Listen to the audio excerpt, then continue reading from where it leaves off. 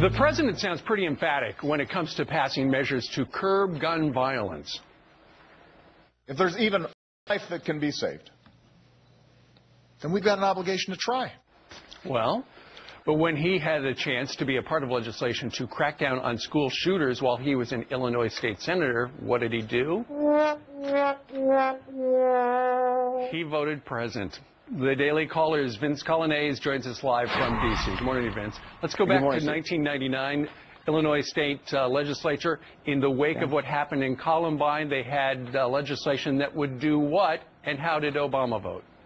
Well, it was after Columbine, and the legislators were acting feverishly again, trying to come up with a solution. How do we protect our children? And in Illinois, they came up with this vote. They said, you know what, we're going to make it so that juveniles who commit shootings in or around schools will be tried as adults. Right. The Senate passed it overwhelmingly, 52-1. And there were just 5 state senators, including Barack Obama, who voted present on that bill. Yeah, and I see that the Daily Caller, you've tracked down a long record of Obama voting against tough-on-crime legislation. Yeah, my colleague Will Ron and I went to Chicago, and this was in the midst of the election, and picked up all this opposition research prepared by Jack Ryan, who was one time Obama's Republican Senate opponent.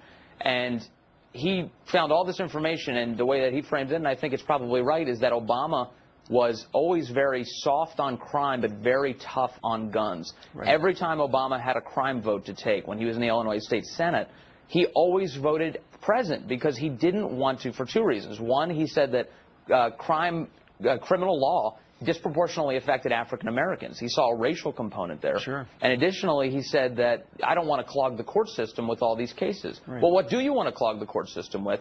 And we thought that given his rhetoric on guns lately, it would be interesting to bring up this 99 vote where he said, you know what, I don't want to give tougher prosecution to children at schools. And you look at what's going on in Chicago right now, that's one of the murder capitals, big city-wise in the United States, and really nothing that what the president proposed the other day would crack down on handgun violence in Chicago. But yeah, but that's I want to say one more. There's one other thing, Vince, we want to get to, and that is, tell us a little bit about this pro-Obamacare group that is inviting journalists in. Hey, we know there's a lot of misinformation about Obamacare. We're going to tell you how to tell it right.